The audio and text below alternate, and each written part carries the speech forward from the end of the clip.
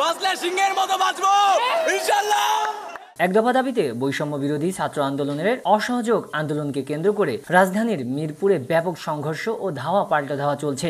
এতে অন্তত ৩০ জন আন্দোলনকারী গুলিবিদ্ধ হয়েছে। এছাড়া মিরপুরে ১১ নম্বরে ইসলামী ব্যাংক হাসপাতালে একজন নিহত হয়েছেন বলে দাবি করছেন আন্দোলনকারীরা। তবে হাসপাতাল কর্তৃপক্ষ মৃত্যুর বিষয়টি এখনও নিশ্চিত করেনি। রোববার সকাল থেকে মিরপুর ১০ নম্বর গোল চত্বরে অবস্থান নেয় আওয়ামী লীগ এর অঙ্গ সংগঠনের নেতাকর্মীরা।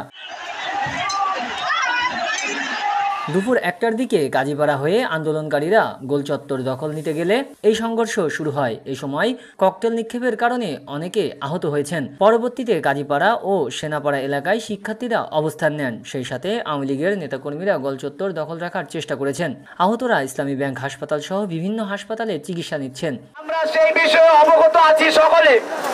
শিক্ষার্থীদের অভিযোগ, আওয়ামী লীগের সমাবেশ থেকে গুলি করা হয়েছে। তবে বিষয়টি তাৎক্ষণিকভাবে নিশ্চিত হওয়া যায়নি। ইসলামী ব্যাংক হাসপাতালের HR অ্যাডমিন নাজমুল বলেন, নিহতদের বিষয়টি এখনও জানতে পারিনি। তবে গুলিবিদ্ধ হয়ে অনেকেই হাসপাতালে এসেছেন, তাদের চিকিৎসা দেওয়া হচ্ছে। ইন্টারনেট সেবা বন্ধ করে দেওয়া এদিকে দেশব্যাপী মোবাইল ইন্টারনেট বন্ধ করার নির্দেশ দেওয়া হয়েছে। সেই সাথে ব্যবহারকারীরা জানিয়েছেন ফেসবুক ও হোয়াটসঅ্যাপ চালানো যাচ্ছে না। সরকারি একটি সংস্থার নির্দেশে ইন্টারনেট বন্ধ করা হয়েছে বলে জানা গেছে। এদিকে দেশব্যাপী অসহযোগ আন্দোলনকে কেন্দ্র করে সংঘর্ষ চলছে। রাজধানীর ঢাকার বেশ কয়েকটি পয়েন্টে শক্ত অবস্থান নিয়েছে আওয়ামী লীগ নেতাকর্মী এবং আন্দোলনকারীরা। দফায় দফায় চলা সংঘর্ষ রূপ নিচ্ছে সংঘাতে। এ পর্যন্ত পাওয়া খবর অনুযায়ী দেশব্যাপী বিভিন্ন জেলায় চলা সংঘর্ষে অন্তত ৬ জনের মৃত্যুর খবর পাওয়া গিয়েছে। গত শনিবার বিকেলে কেন্দ্রীয় শহীদ মিনার থেকে এক দফা দাবির ঘোষণা দেন বৈষম্য বিরোধী ছাত্র আন্দোলনের সমন্বয়করা। এর আগে দেশব্যাপী অসহযোগ আন্দোলনের ডাক দেন তারা।